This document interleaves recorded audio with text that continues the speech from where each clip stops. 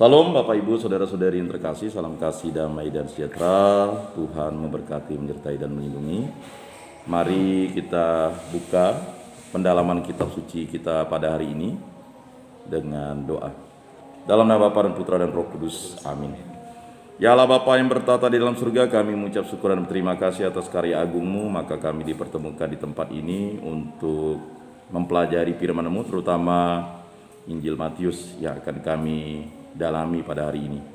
Semoga apa yang akan kami sampaikan pada hari ini dan juga apa yang kami dengar dapat menjadi inspirasi kami dan menjadikan kami pribadi yang handal dalam mewartakan kitab suci, terutama bagi kami para penyuluh, para pengurus lingkungan, dan para pengurus DPP untuk menjadi referensi dan juga memberikan pemahaman kitab suci kepada umat kami dengan bijaksana dengan tuntunan Roh Kudus-Mu. Berkatilah kawan-kawan kami yang belum hadir, semoga di lain kesempatan dapat hadir. Semua doa ini kami serahkan perantaraan Tuhan kami Yesus Kristus yang hidup dan meraja, kini dan sepanjang segala masa. Amin. Dalam nama Bapa dan Putra dan Roh Kudus. Salam. Baik Bapak, Ibu, saudara-saudari yang terkasih, mengapa perlu diberi pembekalan bagi kita, terutama pengurus lingkungan, pengurus DPP, dan juga penyuluh ya nanti ya, penyuluh non-PNS ini. Karena memang penyuluh non-PNS ini penginjil, katekis, guru agama, fungsinya double. Apa yang Bapak Ibu wartakan nanti adalah kitab suci. Jadi kalau kita tidak mewartakan kitab suci, walaupun caranya mungkin ada di Bina Iman Anak itu permainan, tapi tetap permainan itu harus menyampaikan bahasa kitab suci. Misalnya satu ayat kitab suci itu ya bisa disampaikan kepada anak. Minimal tidak dihafal, misalnya aku adalah jalan kebenaran dan hidup. Nah, itu dulu disampaikan guru sekolah minggu saya dari mulai SD, SMP, SMA, dan itu menjadi hafal. Kita tidak seperti umat lain harus menghafal ayat. Kalau memang mau menghafal ayat itu top chair. Tetapi kalau menghafal firman dan sabdanya itu yang paling utama, karena itu akan bergema di dalam hati kita kan, menjadi refleksi kita sepanjang sejarah hidup kita. Nah, itu yang membekas. Begitu juga untuk pengurus lingkungan, kemudian pengurus DPP ya, karena tidak mungkin tidak mewartakan kitab suci. Karena kerikma ya, 5 tugas gereja itu kan yang pertama ya kan ya ada namanya kerikma ya kan, kemudian liturgia ya kan? Yang namanya pewartaan, kemudian liturgia pengudusan ya, kemudian nanti ada yang namanya diakonia pelayanan ya kan, kemudian sampailah ya yang namanya koinonia persekutuan, selanjutnya terakhir adalah martiria kesaksian. Ya memang biasanya ada yang dibalik-balik, ada yang masuk melalui diakonia dulu persekutuan ya dan sebagainya, tapi biasanya orang pastilah kerikma dulu, ada yang mewartakan, barulah kita bisa membaptis orang kan. Ada pewartaan baru orang masuk dalam pengudusan kan begitu. Tapi ada juga yang bilang liturgia dulu, ya silakanlah. Tetapi biasanya kerikma dulu. Nah, kerikma pewartaan ini memang luar biasa dipakai oleh kawan-kawan kita yang Kristen tetapi bukan Katolik ya. Mereka lebih pada sabda, sehingga perkembangan mereka itu cukup pesat. Memang apakah umat Katolik itu tertinggal? Saya pikir tidak, karena umat Katolik ini sebenarnya ya dia menjalankan 5 tugas gereja itu, ada kerikma, ada liturgia, ada diakonia, ada kemudian koinonia, terus selanjutnya ada martiria. Nah, memang menggabungkan itu memang ya gampang-gampang sulit ya. Pastilah ada bapak, ibu atau saudara-saudari yang suka diakonia, pelayanan ya. Kemudian ada yang suka kerikma ya. Kemudian ada yang suka, tapi liturgia pasti kan, tidak mungkin penyuluh agama Katolik lalu tidak datang ke gereja. Lalu pada saat Paskah atau pada saat Advent tidak ngaku dosa misalnya. Ya. Lalu misalnya penyuluh agama Katolik ya mohon maaf ya ada masalah dengan perkawinannya ya pasti menjadi batu sandungan ya. Jadi ini masalah-masalah yang memang selama ini dialami. Baik, Bapak-bapak, ibu-ibu, dan juga saudara-saudari yang terkasih, sebelum kita sampai mendalami Injil Matius, paling utama adalah kita memahami bahwa pewartaan kitab suci yang disampaikan oleh Yesus Kristus itu dirangkum dalam suatu tulisan yang disebut dengan tulisan yang sangat berwibawa. Nah, tulisan itulah ya terdiri atas 4 versi. Ya. Versi Injil Matius, Injil Markus, Injil Lukas, dan Injil Yohanes. 3 versi itu disebut Injil sinoptik. Mengapa disebut sinoptik? Ya, karena gaya penulisannya dan sumber referensi itu hampir sama. Nah, kita tahu bahwa Injil tertua itu adalah Markus, tetapi dalam penyusunan kitab suci, Injil Matius itu ditempatkan yang pertama. Tetapi Injil tertua itu adalah Injil Markus. Ya. Kemudian nanti setelah itu baru ada Injil Lukas, ya. Lalu kemudian diperkuat lagi dengan Injil Yohanes. Nah, mengapa keempat Injil ini menjadi dasar yang fundamental bagi kita sebagai penyuluh agama Katolik, kemudian pengurus DPP, pengurus lingkungan? Karena bahasa yang disampaikan ini adalah bahasa kitab suci. Dan memang dalam teorinya penginjilan itu tidak bisa tidak menggunakan kitab suci. Karena kita akan bias dan sesat begitu. Maka dasarnya itu kitab suci itu sebagai ya dasar iman atau tradisi iman yang tertulis. Nah, dalam gereja Katolik kan ada 3 sumber ya. Yang pertama adalah ya kitab suci. Yang kedua adalah tradisi gereja. Ya.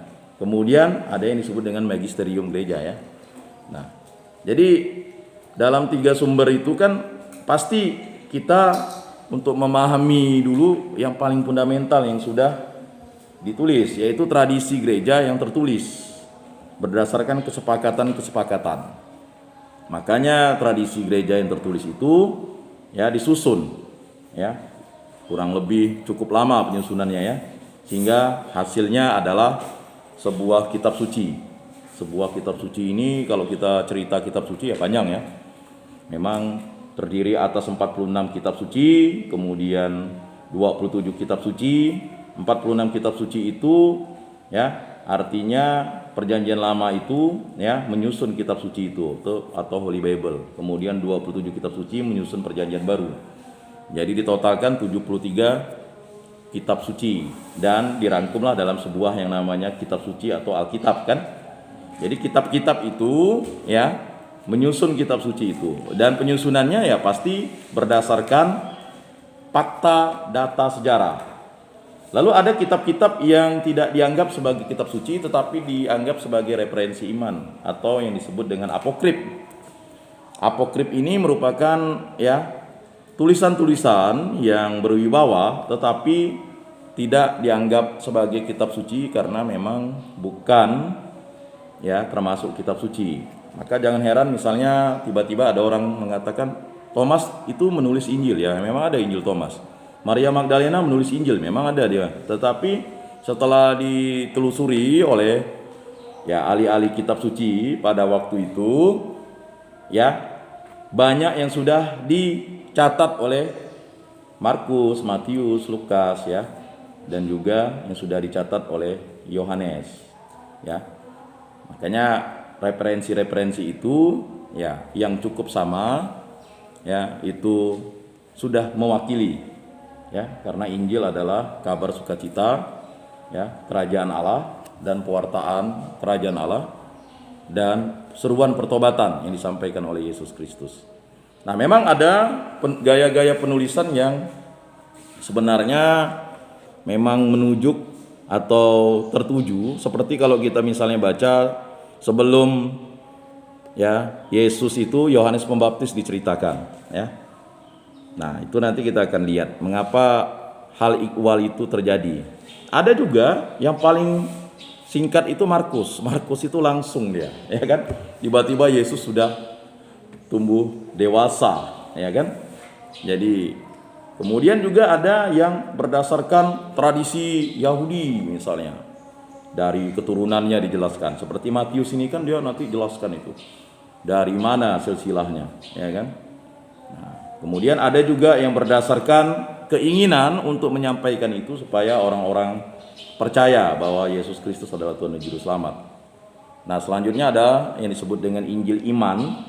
Maksudnya Injil Iman itu adalah, ya, Yohanes itu menuliskan Injil itu ketika usianya sudah kurang lebih ya hampir 90 tahun lah.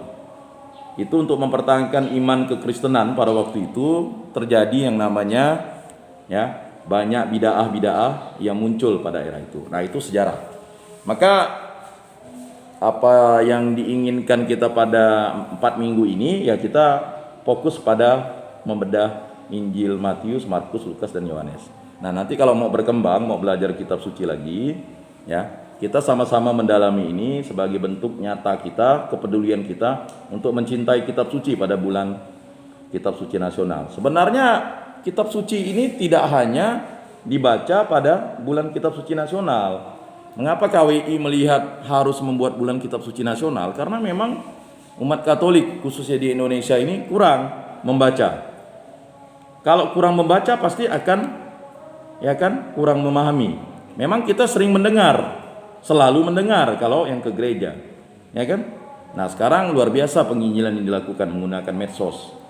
Nah, makanya penyuluh non PNS itu kan boleh nanti penyuluhan melalui WA, YouTube dan sebagainya. Ya, jangan takut salah.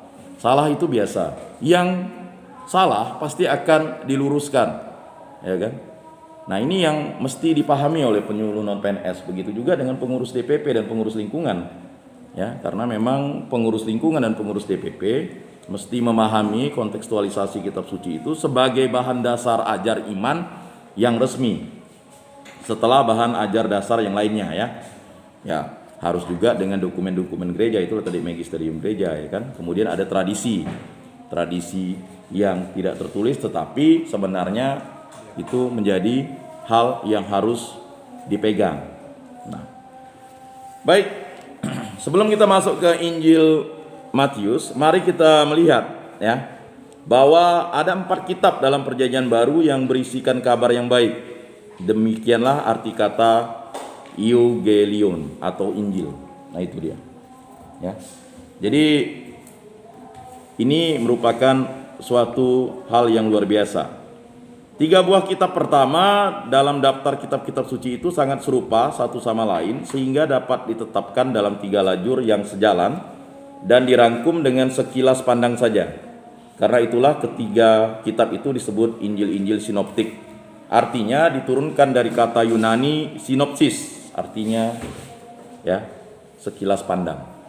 Ya, itu dia. Sinoptik itu sekilas pandang, ya. Artinya seperti itu.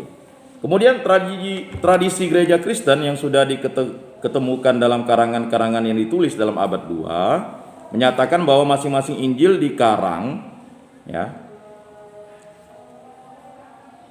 oleh Matius, Markus, dan Lukas. Kata dikarang itu bukan dikarang-karang, ya. Kita nih ditulis. Ya. Sebenarnya dikarang itu artinya ditulis. Cuman karena bahasa kita itu gaya-gaya bahasa ini, jadi ya dianggap itu hayalan, fiksi, ya, seperti ada yang disampaikan oleh beberapa tempo dulu. Akhirnya terjadi kontroversi, ya. Tidak seperti itu ditulis. Ditulis berdasarkan fakta, data, dan sejarah, ya. Dan semuanya otentik. Tidak mungkin penyusun kitab suci itu, ya, menyusun kitab suci itu tidak berdasarkan fakta, data, dan, ya, keaslian teks, ya, dan juga keaslian firman dan sabda yang disampaikan oleh Yesus sendiri. Ya, jadi seperti itu. Tetapi memang ada hal-hal yang mungkin, ya, kurang direkam oleh si penulis. Ya, ada yang kurang direkam, ya. Tetapi itu tidaklah menjadi sesuatu yang harus kita perdebatkan. Karena misalnya di antara kita 1, 2, 3, 4, 5, 6 ini misalnya, ya. Ketika mendengarkan saya, ketika mengulang lagi kepada umat atau orang lain, ya pasti akan berbeda caranya. Cara Pak Awi berbeda, ya kan. Kemudian cara Pak Ikhwani berbeda. Karena mengapa? Karena kita keterbatasan yang namanya daya ingat, daya pikir, dan daya bicara. Tetapi secara prinsipnya, artinya kitab suci itu sudah melalui yang namanya seleksi sangat ketat, tidak langsung ujuk-ujuk jadi, kan? Tetapi melalui tahapan proses pertumbuhan iman dan kesaksian iman yang terus-menerus dari mulai umat Israel sampailah kepada pengikut jalan Tuhan. Jadi sebelum disebut Kristen kan kita pengikut jalan Tuhan namanya. Baru disebut Kristen itu di kota Antioquia, Nah, pengikut jalan Tuhan namanya. Pengikut Yesus Kristus itu disebut pengikut jalan Tuhan. Nah, Bapak-bapak, ibu-ibu, saudara-saudari yang terkasih, menurut tradisi itu Matius seorang pemungut cukai yang termasuk dewan ke-12 rasul, Jadi Matius itu adalah seorang pemungut cukai, PNS-nya, atau mungkin penyuluh non PNS-nya dulu zaman bangsa Romawi, Ini penyuluh pajak lah, kan? Jadi pemungut cukai ini, kita tahu bahwa Matius itu dipanggil oleh Yesus sendiri, itu bisa kita lihat di Matius bab 9 ayat 9 dan Matius 10 ayat 3, Jadi yang pertama menulis Injilnya buat orang Kristen bekas Yahudi di Palestina. Nah, itu dia. Sebenarnya ada tujuannya Matius ini menulis Injil. Artinya yang pertama menulis Injilnya buat orang Kristen bekas Yahudi di Palestina. Artinya bekas Yahudi. Maksudnya bekas Yahudi ini artinya bisa jadi dia orang Yahudi dulunya, dia menjadi Kristen, bisa jadi dia mungkin perkawinan campuran, Jadi kalau misalnya orang Yahudi kawin dengan suku yang lain jadi Samaria, jadi suku-suku lain jadi seperti itu, Karena orang Yahudi itu mesti kawin dengan orang Yahudi juga begitu. Keluar dari Yahudi bisa menjadi Samaria atau suku-suku asing lainnya. Nah, jadi Matius ini menulis Injilnya buat orang Kristen bekas Yahudi di Palestina. Karyanya yang ditulis dalam bahasa Ibrani, yaitu Aram, kemudian diterjemahkan ke dalam bahasa Yunani. Jadi Matius ini menulis Injil, ini dalam bahasa Ibrani, yaitu Aram, kemudian diterjemahkan ke dalam bahasa Yunani. Nah, itu harus dipahami. Itu khusus Injil Matius, Kemudian Yohanes Markus. Nah, ini banyak yang tidak tahu bahwa nama lain Markus itu adalah Yohanes. Makanya kalau kita membaca kitab suci, Yohanes yang disebut Markus, Nah, banyak Yohanes Pembaptis, sepupunya Yesus. Lalu ada Yohanes dan Yakobus anak Zebedius. Yakobus atau Yohanes, atau biasa Yohanes saudara Yakobus. Supaya untuk membedakan itu, makanya supaya tidak kesalahan makna dan tafsir, Yohanes Markus disebut Markus saja. Sebenarnya namanya Yohanes yang disebut Markus, Nah, ini perlu dipahami kan begitu. Nah, Yohanes Markus ini menulis Injilnya di Roma. Mengapa dia menulis Injilnya di Roma? Kita tahu bahwa Markus itu dulu adalah yang menyertai Paulus dan Barnabas. Paulus dan Barnabas ini kan dua rasul yang ibaratnya kawan akrab. Tapi dalam penyertaan pelayanannya itu ada Yohanes Markus, atau Markus yang mengikuti dia. Nah, setelah perjalanan berikutnya mereka berpisah. Yohanes Markus ini adalah sepupunya Barnabas, Barnabas, ini yang memperkenalkan Paulus kepada para rasul dan murid Yesus Kristus atau pengikut jalan Tuhan. Dan Barnabas yang meyakinkan bahwa Paulus sudah bertobat, sehingga diterimalah dia di dalam persekutuan atau perkumpulan para murid. Nah, jadi panjang dia punya cerita.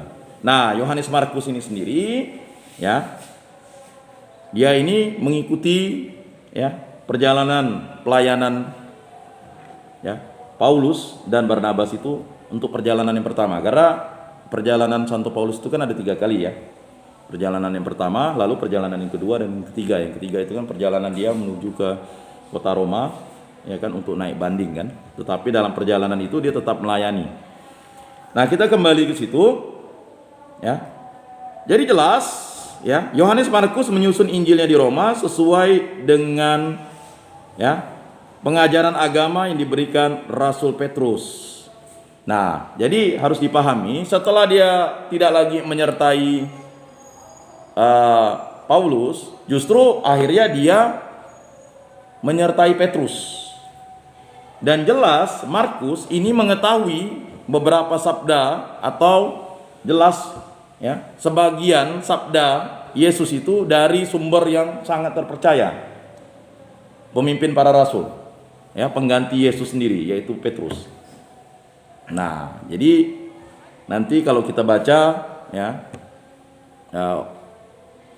keunikan dari Markus itu semua itu kan Yesus yang sudah dewasa semuanya, ya, karya Yesus. Boleh dibuka nanti kalau yang membawa Injil Markus, ya. Tiba-tiba Yesus yang dewasa kan. Nah, perhatikan di Injil Markus nanti kita lihat struktur penulisannya. Ya. Jadi jelas Yohanes Markus itu adalah, ya, seorang Kristen, ya, dari Yerusalem, ya. Jadi dia asli di Yerusalem, Yohanes Markus. Maka mungkin gaya bahasa mereka itu berbeda, karena antara Israel Utara dan Israel Selatan itu kan gaya ngomongnya beda gitu. Misalnya orang Dayak kan, misalnya Pak Awi orang Sintang, Pak Ikwani orang Balai Karangan misalnya, dan saya asli lahir di Pontianak, ini berbeda logatnya, ya kan? Nah, berbeda, tetapi tetaplah kita bisa mengerti satu sama lain begitu. Maka ya jelas, ya, gaya-gaya penulisannya juga, ya, lebih menekankan gaya-gaya, ya, bahasa dari, ya, orang-orang Yahudi di Yerusalem. Nah, itu bisa kita lihat, ya, siapakah dia Yohanes Markus itu di Kisah Para Rasul bab 12 ayat 12. Ya, itu dijelaskan. Yang membantu Paulus dalam karya kerasulannya. Kisah Para Rasul 12:25, ya. 13 ayat 5, ya. Kemudian kita bisa lihat juga, ya, di Filemon 24, 2 Timotius 4 ayat 11, dan juga, ya, karya kerasulannya Kisah Para Rasul, ya, bab 15 ayat 37, 39, ya. Nah, saya koreksi lagi, ya. Tadi kan Barnabas ini kan saya sebutkan sepupunya. Yang jelas yang dimaksud sepupunya itu dia adalah pamannya. Jadi begini, ibunya Markus atau bapaknya Markus itu punya adik, nah namanya Barnabas ini, kan begitu. Sehingga dia keponakan sepupunya Barnabas begitu. Jadi pamannya itu adalah Barnabas. Lalu, ya, di Kolose 4 ayat 10 sebagai juru bicara atau penterjemah, Markus juga membantu Rasul Petrus, 1 Petrus bab 5 ayat 13. Seorang murid, ya, yang menerjemahkan. Karena Petrus kan, mohon maaf, dia kan dari Galilea. Antara bahasa Galilea dan bahasa orang Yerusalem itu kan logatnya berbeda, ya kan? Logat Yesus dan Petrus sama. Tetapi kalau logat orang-orang Yerusalem kan berbeda. Sehingga harus ada penerjemah. Penerjemah itu dalam artian Markus juga dia tahu bahasa yang dipakai, ya, pada saat itu. Ya, sehingga Markus ini, ya, mampu untuk menerjemahkan itu. Ya. Nah, selain itu ada lagi seorang murid lain yaitu Lukas mengarang Injil yang ketiga. Ia adalah seorang Kristen bekas kafir, ya. Jadi maksudnya itu ya, seorang murid lain Lukas mengarang Injil yang ketiga, ia adalah seorang Kristen bekas kafir. Kolose bab 4 ayat 10 sampai 14. Artinya bekas kafir itu dia Lukas ini adalah budak. Ya, budak. Dan dia budak dulu seperti kalau orang kaya itu disekolahkan dokter, disekolahkan macam-macam ya. Tujuannya adalah untuk kepentingan majikannya. Kolose berapa tadi, Pak? Hah? Kolose berapa tadi? Kolose 4 ayat 10 sampai 14, Pak. Ya. Dalam hal ini berbeda dengan Matius dan Markus, ia berasal dari Antioquia dan seorang tabib. Jadi satu-satunya yang berkeluarga negaraan, ya, bukan Yahudi. Ya, maksudnya dia bukan orang Yahudi. Ya, jadi Lukas ini kita tahu dia budak dan bukan orang Yahudi. Dan bekas kafir dianggap di situ, ya. Nah, dan seorang tabib, ya, jelas. Kolose bab 4 ayat 13, menurut pendapat ia berasal dari Antioquia dan seorang tabib, dan menurut pendapat sementara ahli, Lukas menjadi teman seperjalanan Paulus waktu rasul itu menempuh perjalanan yang kedua. Jadi kan perjalanan pertama nih dengan Markus, ya kan, bernama dengan pamannya Barnabas, ya, Paulus Barnabas, ya. Kemudian perjalanan kedua bukan lagi Markus tapi Lukas yang menemani Rasul Paulus, ya. Jadi jelaslah di situ bahwa perjalanan kedua Lukas itu menjadi teman seperjalanan Paulus waktu Rasul itu menempuh perjalanan yang kedua. Kisah para Rasul 16 ayat 10, dan yang ketiga Kisah para Rasul bab 20 ayat 5. Jadi Paulus melakukan 3 kali perjalanan. Perjalanan pertama, ya, Paulus dan Barnabas, Markus ikut. Perjalanan kedua Paulus, yang ikut adalah Lukas. Perjalanan ketiga Paulus, yang ikut adalah Lukas. Ya. Sedangkan Markus akhirnya menjadi penerjemah Rasul Petrus, ya. Jadi seperti itu. Karena kemampuan dia, bahasa dia bisa menguasai bahasa waktu itu, ya. Baik bahasa Yunani, ya kan, dan sebagainya. Karena mungkin kesulitan Rasul Petrus adalah pada bahasa waktu itu, ya. Kalau Rasul Paulus dia bisa berbahasa, ya, Yahudi bisa, artinya berbahasa Ibrani bisa, berbahasa Yunani waktu itu bisa. Kan yang dipakai waktu itu kan Yunani. Setelah itu kan Romawi menguasainya. Kan sebelum itu kan Alexander the Great itu kan menguasai hampir mungkin separuh dunia ini kan. Bahasa Yunani yang terkenal. Setelah runtuh barulah Romawi masuk, kan begitu. Maka bahasa yang dipakai waktu itu bahasa nasional kan bahasa Ibrani, ya kan? Tapi bahasa internasionalnya Yunani. Kayak sekarang bahasa nasional Indonesia, tapi kita punya bahasa daerah masing-masing, ya kan? Kemudian bahasa internasionalnya Inggris, begitu, Pak. Nah, jadi begitu. Jadi perlu dipahami bahwa penulisan itu ada yang menggunakan bahasa Aram, bahasa ya asli Yesus, ya kan? Sehingga banyak yang bilang, inilah bahasa asli Yesus adalah bahasa Aram. Ya memang dia memang orang Galilea, ya pakai bahasa Aramik, kan begitu. Tetapi bahasa Ibrani dipakai kalau sudah masuk ke Yerusalem, ya kan? Karena ini kan bahasa baku dia. Setelah itu kalau bahasa internasionalnya adalah bahasa Yunani. Karena masing-masing suku waktu itu karena habis bekas jajahan Yunani, ya mereka ya segala bahasa itu, kan begitu. Baik, ya. Selanjutnya, ya. Kita sudah memahami itu, maka kita nanti bisa mudah memahami mengapa Matius, Markus, Lukas, Yohanes bisa ini Matius, Markus, Lukas, Yohanes ini bisa menulis Injil, karena memang pada prinsipnya mereka adalah ya orang-orang yang tahu persis siapakah Yesus, tahu persis itu dari sumber pertama, ya kan? Mereka menjadi dan tahu persis sebagai sumber kedua. Sumber pertama itu seperti Markus, Lukas, ya. Dia kan mengetahuinya dari sumber kedua. Banyaknya gaya penulisannya. Tapi kalau Matius dan Yohanes dari sumber pertama. Karena dia para rasul kan? melihat, menyaksikan. Ya minimal lah kalau misalnya Matius waktu dia ke belakang dia pasti mendengar kan apa yang dilakukan Yesus. Ya, tapi kalau Markus kemudian Lukas ini dia kan waktu ya mendengarkan tentang Yesus ya dari sumber kedua. Baik dari ya para rasul, Petrus dan Paulus kan. Jadi seperti itu. Tetapi boleh juga mereka ini juga menyertai perjalanan Yesus tetapi bukan sebagai ya para rasul. Misalnya Lukas itu ya sering menggali tulisannya dari kaum perempuan. Makanya kalau kita mendalami tentang Bunda Maria, Lukas itu paling banyak tulisannya. Ya, karena memang Injil Lukas itu diberikan kepada orang-orang yang tertindas. Orang yang budak, kafir dan perempuan yang tidak dianggap selepel waktu itu.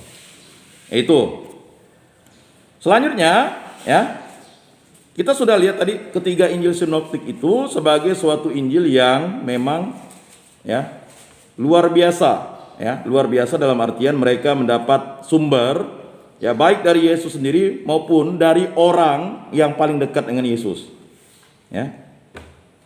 Dan yang luar biasa lagi, Lukas juga masih menulis atau mengarang satu buah kitab, yaitu Kisah Para Rasul. Nah, ya, Kisah Para Rasul itu ditulis oleh Lukas. Sebenarnya Injil Lukas itu panjang, cuman dipotong karena ya kita tahu yang menceritakan tentang Yesus, ya sampai sebatas itulah. Setelah itu yang diberitakan itu kan mengenai Rasul Petrus, ya kan? Lukas kan, tapi tiba-tiba nanti Rasul Petrus tidak lagi diceritakan. Kalau Anda baca Kisah Para Rasul, lalu Rasul Paulus yang banyak. Ya karena memang Lukas yang menulis kan begitu. Ya bukan Rasul Petrus menghilang, tidak. Ya kan, bukan tiba-tiba menghilang. Karena memang Lukas itu perjalanan kedua dan ketiga menyertai Paulus, ya. Sehingga Kisah Para Rasul itu sepertinya dimonopoli oleh Rasul Paulus ya. Tidak, yang menulis itu Lukas. Ya. Nah, jadi seperti itu. Jadi baik Injil kedua maupun Injil ketiga langsung ditulis dalam bahasa Yunani. Ya. Jadi Injil Markus itu bahasa Yunani, ya. Kemudian Injil Lukas itu ditulis bahasa Yunani, ya. Jadi seperti itu. Nah, kalau yang menggunakan bahasa Ibrani yaitu ya Injil Matius, ya. Jadi keterangan tersebut yang diambil dari tradisi gereja diteguhkan oleh penyelidikan masing-masing Injil sendiri. Jadi bapak-bapak yang terkasih, kalau bapak-bapak lihat YouTube ini sekarang lucu ya. Dia bilang Injil ini hanya dikarang ditulis, ya tidak lah. Artinya ini benar-benar dari sumber Yesus sendiri dan sumber para rasul sendiri. Maksudnya para rasul yang hidup bersama Yesus kan gitu. Sekarang kalau saya ingin mengetahui Pak Ikwani kan tidak mungkin saya tanya tetangga Pak Ikwani. Saya pasti tanya istri Pak Ikwani, anak Pak Ikwani, bapak bagaimana kan begitu. Nah, begitu juga dengan misalnya Yesus. Kan tidak mungkin saya bertanya, ya kan, mewawancarai atau murid Markus dan Lukas bertanya kepada orang yang tidak, ibaratnya mereka serumah, ya kan, sepelayanan kan. Nah, jadi seperti itu. Nah, jadi bapak-bapak, ibu-ibu, saudara-saudari terkasih, memang dalam refleksi kitab suci atau refleksi Injil harus dipahami dulu gaya penulisan ini. Ya kan? Memang betul firman dan sabda Tuhan itu harus diwartakan, tetapi harus juga dipahami juga kontekstualisasi yang disampaikan Yesus itu untuk siapa, gitu kan. Ya. Maka harus dijelaskan. Sehingga bacaan Injil bagi kita adalah bacaan, ya, di misa itu kan menjadi bacaan yang utama, pasti dibacakan. Ya kan? Bahkan di ibadat lingkungan bacaan Injil ya dibacakan ya. Ya. Sebenarnya harusnya ya katanya mempersingkat waktu. Ya terserah lah. Makanya biasanya banyak juga di antara kita. Tapi bagaimana? Harusnya bacaan kitab suci kan itu sesuai dengan bacaan hari itu, atau konteksnya sesuai dengan yang diharapkan. Ya, diharapkan misalnya ibadat pertunangan misalnya kan. Nah, jadi nanti bapak-bapak, ibu-ibu, saudara-saudari tidak lagi lah lalu disuruh misalnya mewartakan kitab suci, lalu tiba-tiba membuat renungan, lalu bapak ibu bingung. Kulo kili. Kan sebenarnya tidak perlu kulo kili kan. Kontekstualisasinya itu jelas.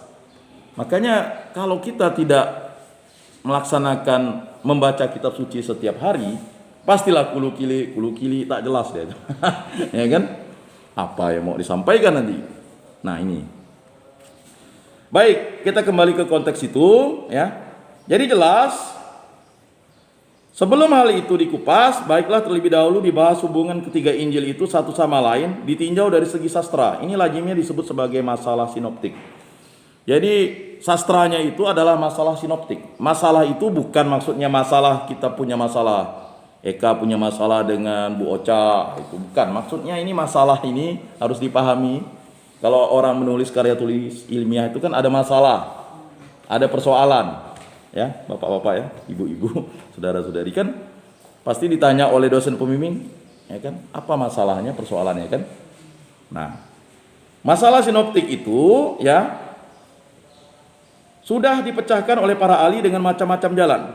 Masing-masing pemecahannya diusulkan tidak mencukupi, tetapi semua mengandung kebenaran juga. Jadi tidak mencukupi tetapi mengandung kebenaran juga, ya.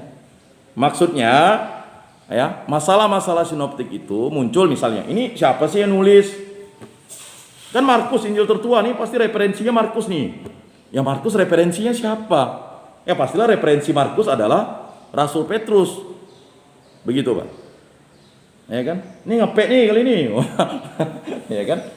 Jadi, kalau kita membaca kitab suci kan ada, wah Markus menulis ini kok mirip dengan Lukas kok mirip. Itulah masalah sinoptik yang memang akhirnya semuanya mengandung kebenaran gitu, Pak. Atau misalnya mungkin bapak-bapak atau ibu-ibu atau saudara-saudari pernah membaca, ya kan, kok Markus misalnya menulis sekian ekor, kok si Lukas menulis, ya kan, yang makan itu 5.000 orang laki-laki, ya kan, misalnya kan. Nah, jadi mereka itu bukan saling ingin mendahului, tetapi saling mengisi. Lukas mendengar dari Rasul Paulus, Markus mendengar dari Rasul Petrus, ya kan. Matius melihat sendiri, ya kan. Kok Matius bisa detail nih, ngitung kan, misalnya, detail, ya. Ya, itulah tadi, karena dia muridnya tadi. Lalu kok Matius tuh bisa detail? Matius pemungut cukai. Nah, inilah hebatnya pemungut cukai kan. Ini anak siapa nih, dulu bayar pajak enggak ya nih? Ya kan? Kalau keturunan yang enggak bayar pajak, nah itu yang dilakukan untuk jejak rekam Presiden Amerika. Dia pas sebenarnya pakai Injil Matius tuh. Jadi misalnya Bu Ocha anak siapa nih, ya kan? Kakeknya siapa nih? Oh, pantas lah kakek ini begini nih, kan begitu. Buah kan enggak jauh dari ininya. Nah, ini. Nah, Matius karena dia orang yang hidupnya hanya di Yahudi gitu, Bang. Jadi artinya tuh dia konteksnya tuh ya pastilah untuk orang Yahudi begitu. Maka tadi jelas seperti itu. Nah, maka pemecahan-pemecahan yang bermacam-macam itu dapat menolong untuk menyusun suatu keterangan menyeluruh tentang masalah itu. Mungkin sekali dan bahkan pasti bahwa ada ya suatu tradisi lisan bersama yang dituliskan masing-masing penginjil dengan tidak bergantung satu sama lain, sehingga ada perbedaan-perbedaan dalam masing-masing karangan. Nah, ini jadi maksudnya begini, tadi kan sudah saya sampaikan, memahami kitab suci itu kan harus ya memahami secara keseluruhan, tidak setengah-setengah begitu. Maka saya menyarankan bagi bapak-bapak pengurus DPP, pengurus lingkungan, para penyuluh, coba baca dulu kitab Injil Matius, Markus, Lukas, Yohanes. Berulang-ulang loh.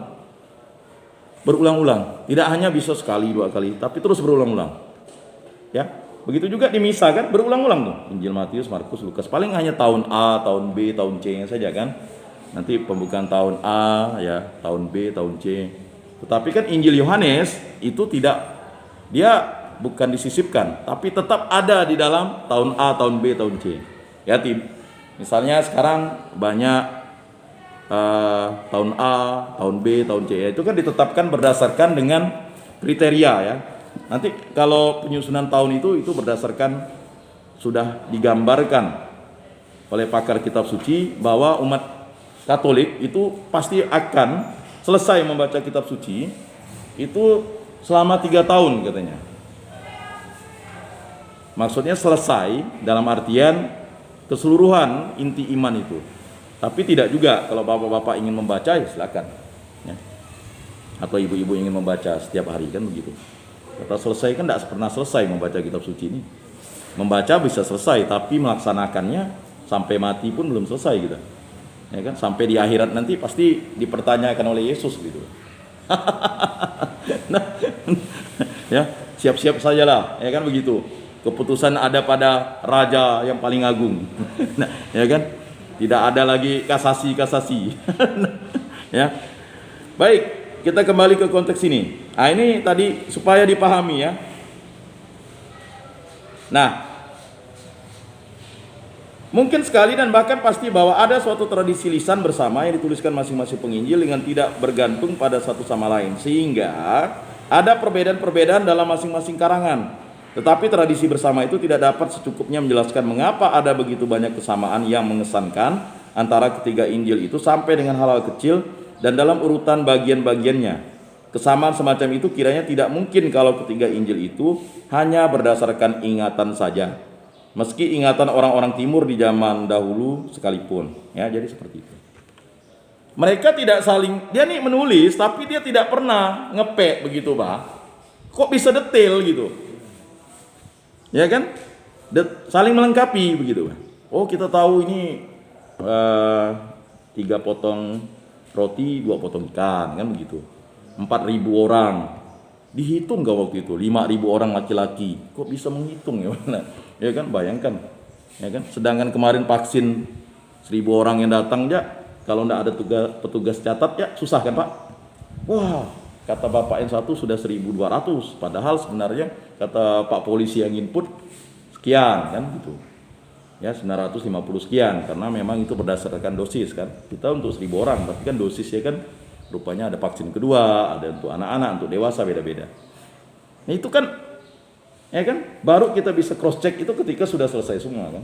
Tapi ini mereka menulis, ya kan, dalam waktu yang memang dianggap Injil Markus tertua menulis. Ya. Setelah itu baru Matius, baru Lukas. Tetapi Matius ditempatkan yang pertama karena memang jelas pewartaan Yesus kan pada orang Yahudi duluan. Ya kan, maksud tujuan meletakkan Matius itu kan. Nanti ngambek kan. Oh ini. Ya kan? Habis Matius baru Markus kan katanya. Kan begitu. Pasti kan udah terjadi perdebatan nih yang menyusun ini kan. Walaupun ditemukan bahwa Markus itu Injilnya tua, ya kan? Tetapi tulisannya Yunani. Lukas sudah jelas bukan orang Ibrani, ya kan? Ya. Atau bukan orang Yahudi. Ya. Boleh Pak, langsung enggak apa-apa. Nah. Tadi kan dikatakan bahwa Injil Markus itu yang tertua. Ya. Tetapi di dalam penyusunan historisnya itu, Matius itu adalah menulis dari sumber otentik, ya, yang orisinil dari orangnya langsung ya. Ya. Berarti antara saksi utama, saksi langsung dengan penulis yang dari tidak sumber langsung kedua itu penerbitannya yang mungkin membuatnya perbedaan istilah tua atau yang tua dengan yang lebih muda itu ya. Bisa jadi Pak. Cuman begini, yang dimaksud ini duluan menulisnya. Nah, itu yang saya duluan menulisnya. Kalau Markus itu ketika dia mendengar dari saksi pertama, misalnya Rasul Petrus, ya kan? Dia kan pertama Rasul Paulus nih. Dia langsung menulis. Ya, cuma Nah, eh, cuman kalau Matius ya, dia ada jeda begitu. Baru diterbitkan setelah karena kan Rasul Petrus ini, dia ini kan dianggap rasul, bukan dianggap sebagai pemimpin para rasul kan. ya, Nah, sedangkan Matius ya kan dianggap kan dipilih oleh Yesus sebagai rasul. Ya kan, di situ sudah berbeda. Yang dua itu murid, yang satu rasul. Ya kan? Sedangkan Yohanes itu menulis Injil ketika dia usia sudah 90 tahun ya, sudah tua ya. Jadi menutup, maksudnya itu Injil Yohanes itu menegaskan bahwa tulisan-tulisan yang ditulis itu adalah sesuatu yang otentik. Otentik begitu. Otentik firman dan sabda Tuhan begitu. Nah, cuman sumber referensi yang dipakai oleh Markus ini sumber referensinya tua. Tua berarti dia punya, Petrus itu mencatat. Nah, maksudnya itu Pak, Petrus mencatat. kalau Injil Lukas kan jelas bahwa dia bukan sumber utama yang diambil. Ya. Dalam pembukaan Injil pendahulunya disebut sini Gimana Pak? Theophilus yang mulia. Betul. Banyak orang telah berusaha menyusun suatu berita tentang peristiwa-peristiwa yang telah terjadi di antara kita. Ya. Seperti yang disampaikan kepada kita oleh mereka, yang dari semula adalah saksi mata dan pelayanan firman. Karena itu, setelah aku menyelidiki segala peristiwa itu dengan seksama dari asal mulanya, aku mengambil keputusan untuk membukukannya dengan teratur bagimu. Itu jelas sekali bahwa dia bukan yang mengalami langsung ya. Ya. Jadi artinya dia memang mengumpulkan. Betul. Sedangkan yang Matius itu kan kita lihat dia tidak menceritakan tentang dia mendapat ilham dari mana, tapi dia langsung mengalami, tidak juga ditulis. Ya. Langsung dia nulis silsilah Yesus. Ya. Karena dia murid Itu langsung. sudah jelas ya perbedaannya. Ya. Jadi bahwa dia tuh bukan si Lukas ini bukan penulis yang asli, ya bukan, maksud saya bukan sumber dan langsung dari Yesus.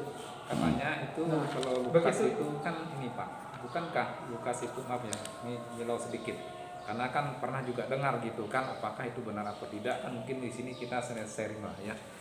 Kalau Lukas itu katanya penulis yang bukan rasul, dia bukan rasul langsung gitu, tetapi dia muridnya para rasul gitu, betul? Ya, kan? betul. Ya, Nah, murid sehingga, para rasul. makanya dia Betul. itu dianggap sebagai orang yang kedua Ya. referensinya gitu. Yang murid langsung itu kan bertiga ya.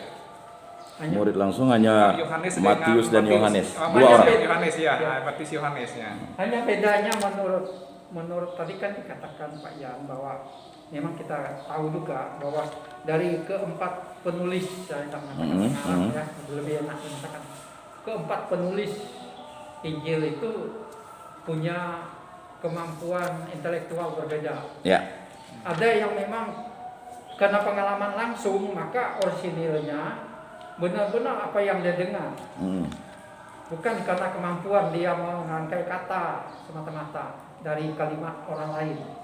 Sedangkan Markus, Lukas itu mereka kemungkinan orang ini termasuk yang punya pendidikan namanya tadi dikatakan sebagai penterjemah. Ya betul Pak. Ya. Jadi artinya dia sudah punya pendidikan yang cukup tinggi. Nah, sehingga apa yang dia dengar itu benar-benar dia upayakan Ya. tidak melenceng, hanya beda persepsi dan redaksinya. Betul. Jadi redaksi itu tidak mengubah dan menghilangkan orisinilitas yang sama dengan sumber utama. Ya. Jadi karena kecerdasannya itu, saya kira begitu. Ya, baik. Sebenarnya masih panjang nih ceritanya, Iya. tapi Pak Ikhwani sudah melompat pertanyaannya ke ujung, ya kan? Kalau saya bisa bahas dulu Pak untuk pertanyaan atau jawaban awal ini, karena ya artinya rangka Markus adalah paling tidak sistematik. Jadi Markus itu menyampaikan sesuatu yang tidak sistematik. Pembukaan Injil merangkum pewartaan oleh Yohanes Pembaptis, ya, baptisan Yesus dan pencobaannya di padang gurun. Jadi dia langsung cerita tuh Yesus itu sudah dewasa. Coba dibaca di Injil Markus ya. Jadi dia itu bercerita tentang Yesus yang sudah dewasa. Ya, memang dibuka dengan Yohanes Pembaptis ya. Karena apa? Ya kan? Masanya Nah, jadi secara prinsipnya dia dianggap menulis Injil itu ya kan tidak sistematis, tidak seperti Matius, dia menulis secara sistematis. Tetapi jelas dia yang mendapat sumber langsung dari Rasul Petrus. Ya kan? Sumber langsung itu ya karena Petrus ya kan yang mengetahui itu semua. Kan Petrus sudah berjumpa Yesus itu pada saat Yesus sudah dewasa. Ya kan?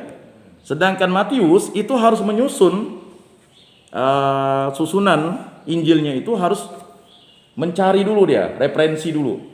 Ya kan? Mulai waktu dia ikut Yesus di Kapernaum di Galilea kan? Dia tanya Yesus ini dari mana? Jadi dia menyusun sumbernya dengan sangat hati-hati Matius itu. Ya, sedetail-detailnya. Kok dia bisa ngerangkai susunan Yesus ini kan? Karena apa? Karena Matius ini menganggap Yesus ini hanya ya sebelum Yesus wafat kan, Matius itu beranggapan bahwa Yesus itu hanya milik orang Yahudi, Mesias, dia percaya. Jadi murid-murid Yesus itu percaya bahwa Yesus itu adalah Mesias dan Mesias ini hanya milik orang Yahudi. Setelah dia tahu, setelah Yesus wafat, ya kan, kemudian Yesus ya bangkit, kemudian naik ke surga, kan ada pesan amanat agung itu, wartakanlah Injil kepada seluruh bangsa. Nah, di situ baru mereka terbuka matanya bahwa Injil ini bukan milik orang Yahudi. Justru Matius tetap mempertahankan itu karena memang tidak mungkin dia tidak menuliskan itu dalam bentuk bahasa Ibrani dan memang dikhususkan hanya untuk orang Kristen Yahudi. Begitu, udah Yahudi Kristen pula ya. Ya, orang Kristen Yahudi artinya orang-orang Yahudi yang memang memahami itu. Nah, itu dia, Pak. Baik, kita lanjut dulu, Pak ya. Nanti kalau ada kejanggalan, kita bisa sharing. Karena materi ini memang ya cukup berani kita saling menggali lah ya. Karena kebanyakan kita nih orang Katolik ini mengupas kitab suci ini Tapi memang perlu, Pak. kurang detail. Supaya Nah. kita tahu sejarahnya. Ya, nanti kita saling memberi ya. Iya. Jadi makanya Pak Ikhwani mengharapkan terjadinya diskusi kitab suci itu kan bukan hanya dari 1-2 orang. Nanti yang lain-lain juga bisa menyampaikan itu gitu. Karena sebelum di sini kan Pak Ikhwani kan sudah membaca dulu ada sumber-sumber apa. Tapi kita lanjut dulu, Pak. Baik. Kesamaan yang ada itu lebih mudah diterangkan kalau ketiga Injil itu berdasarkan satu atau beberapa tradisi tertulis. Tetapi kalau mau dipertahankan bahwa ketiga Injil itu mengambil bahannya dari tradisi tertulis dengan tidak bergantung satu sama lain, maka sukar diterangkan mengapa kesamaan dan perbedaan antara ketiga Injil itu memberi kesan bahwa ketiga penginjil saling mengenal, saling menuruti, atau bahkan memperbaiki. Maka harus diterima bahwa ketiga Injil ini entah bagaimana saling bergantung secara langsung. Jelaslah Lukas bergantung pada Markus. Tetapi kurang pasti bahwa Markus bergantung pada Matius. Seperti dahulu lama sekali dianggap orang, ada banyak petunjuk bahwa ketergantungan kedua Injil itu harus dibalikkan. Tidak begitu mungkin bahwa Matius langsung bergantung pada Lukas atau Lukas pada Matius. Memang ada kesamaan dan kesejajaran antara Matius dan Lukas, juga di mana kedua penginjil itu tidak menuruti Markus. Tetapi hal ini kiranya harus diterangkan dengan menerima bahwa Matius dan Lukas menggunakan satu atau beberapa sumber bersama yang lain dari Injil kedua. Nah, jadi begitu. Ini Markus nih dipakai referensinya Matius, dipakai oleh Lukas, begitu, Pak. Nah, jadi seperti itu. Untuk menerangkan duduk perkara, kritik modern sudah mengajukan yang diistilahkan sebagai teori kedua sumber. Sumber yang satu ialah Markus dalam bagian-bagian yang berupa cerita. Matius dan Lukas bergantung pada Markus. Sebaliknya, sabda dan ujangan disebut sebagai logia yang hanya sedikit sekali dalam Markus. Oleh Matius dan Lukas diambil dari sumber lain. Sumber ini tidak dikenal tetapi dapat diandalkan. Lazimnya diistilahkan sebagai Q. Jadi seperti itu. Huruf pertama dari kata Jerman ya. Jadi Q Quelle atau ya sungkar ya. Meskipun nampaknya sederhana, namun secara menyeluruh teori itu tidak memuaskan, barangkali justru karena kesederhanaannya. Teori itu tidak secukupnya memperhatikan segala sesuatu yang perlu diperhatikan sehubungan dengan masalah yang mau dipecahkan. Baik Markus seperti ada sekarang maupun sebagaimana disusun oleh pembela teori kedua sumber tersebut tidak berhasil benar-benar memainkan peranan dengan sumber seperti dikatakan pendukung teori itu. Nah, jadi seperti itu, ya. Kemudian memang jelaslah Markus kerap kali nampaknya lebih tua daripada Matius dan Lukas. Tetapi juga kebalikannya sering terjadi. Matius dan Lukas nampaknya lebih tua daripada Markus. Jadi anggapan itu lucu, tapi lucunya tulisan Markus itu dianggap lebih tua dari Matius dan Lukas. Tapi kadang kebalikan, tulisan Matius dan Lukas lebih tua dari tulisan Markus. Jadi saling tergantung, ini namanya sinoptik. Inilah masalah sinoptik namanya. Ya. Lalu ya, ini merupakan suatu masalah sinoptik yang sudah terpecahkan. Tetapi kita yang ingin mendalami kitab suci ini, mari kita bersama-sama supaya umat tidak bingung. Ya kan? Jadi kan nanti Bapak Ibu, saudara-saudari akan menghadapi pertanyaan umat. Kan tidak mungkin sebagai penyuluh non PNS, sebagai pengurus DPP, pengurus lingkungan, lalu tidak mewartakan kitab suci, begitu Bang. Ya memang boleh kita katakan kita belum memahami, tetapi kita tetap harus mempelajari. Sesingkat mungkin pun kita harus baca kitab suci, kan begitu. Nah itu. Jadi ada kalanya Markus mempunyai ciri yang mencerminkan tahap perkembangan tradisi lebih jauh daripada yang tercantum dalam Matius dan Lukas. Misalnya kadang-kadang terasa pengaruh pikiran Paulus atau usaha untuk menyesuaikan tradisi asli dengan pembaca yang bukan keturunan Yahudi. Sedangkan dalam Matius dan Lukas terdapat ciri ketentuan, misalnya ungkapan yang berciri Yahudi atau yang mencerminkan keadaan lingkungan di Palestina. Adakah Matius dan Lukas menggunakan dan memantulkan Injil Markus dalam keadaan yang mendahului keadaannya sekarang? Nah, hipotesa tersebut didukung pertimbangan lain lagi. Ada kalanya Matius dan Lukas bersesuaian satu sama lain, padahal berbeda dengan Markus dalam bagian-bagian Injil yang sejalan. Ini tidaklah mungkin seandainya Matius dan Lukas langsung bergantung pada Markus seperti sekarang ada. Kesesuaian Matius dan Lukas satu sama lain itu kerap kali terdapat, dan kadang-kadang kesesuaian itu benar-benar mengherankan. Ya. Kesesuaian Matius dan Lukas yang berlainan dari Markus itu hendak diterangkan begitu rupa sehingga teori kedua sumber itu dapat terus dipertahankan juga. Dikatakan bahwa kesesuaian itu berasal dari penyalin-penyalin kitab suci yang menyesuaikan Matius dan Lukas satu sama lain. Kalau demikian, kritik teks dapat menghilangkan kesesuaian itu. Dikatakan pula bahwa penginjil-penginjil itu sendiri menghasilkan kesesuaian itu dengan jalan sebagai berikut. Baik Matius maupun Lukas dengan tidak saling mengenal secara sama memperbaiki teks Markus yang mereka gunakan. Sebab teks itu mereka anggap kurang baik. Memang keterangan-keterangan semacam itu kadang-kadang berhasil menjelaskan kesesuaian antara Matius dan Lukas yang kedua-duanya menyimpang dari Markus ya. Tetapi pengandaian-pengandaian serupa itu tidak mungkin memecahkan seluruh masalah dengan memperhatikan segala unsur yang perlu diperhitungkan. Kesesuaian antara Matius dan Lukas itu lebih mudah dapat diterangkan dengan cara seperti yang disarankan di muka. Matius dan Lukas menggunakan Injil Markus dalam keadaan lain dari yang tersedia sekarang. Agaknya Injil Markus yang asli itu kemudian disadur lagi. Dan penyaduran kembali itulah yang memberi Injil Markus ciri-ciri baru yang memantulkan perkembangan tradisi lebih jauh.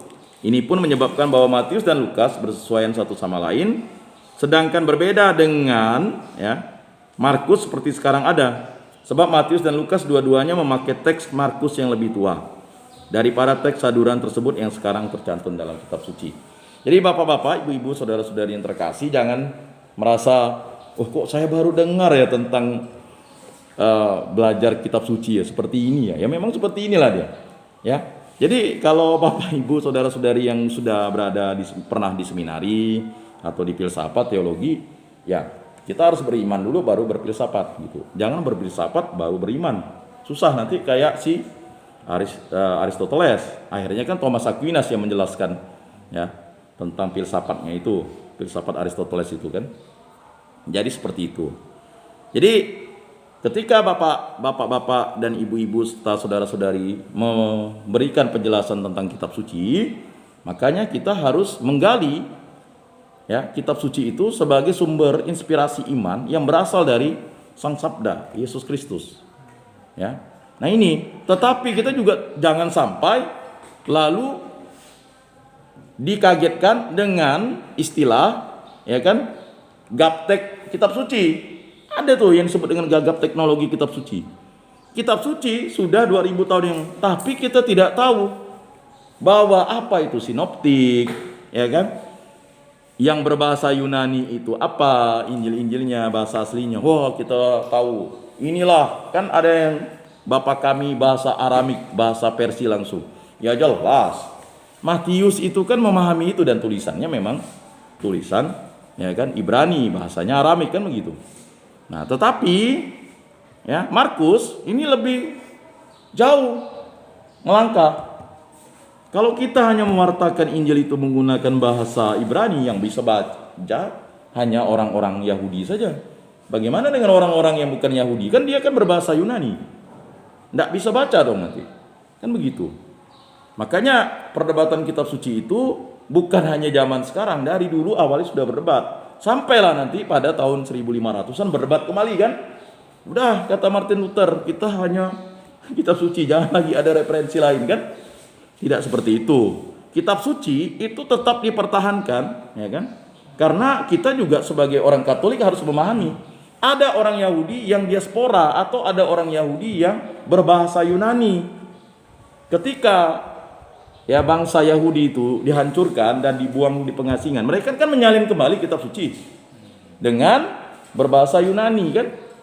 Nah itulah makanya terjadi perbedaan ya kan kitab suci Katolik dan kitab suci Protestan. Protestan itu kan hanya menganggap kitab suci 66 kitab. Beda dengan perjanjian baru, tetap mereka terima semua.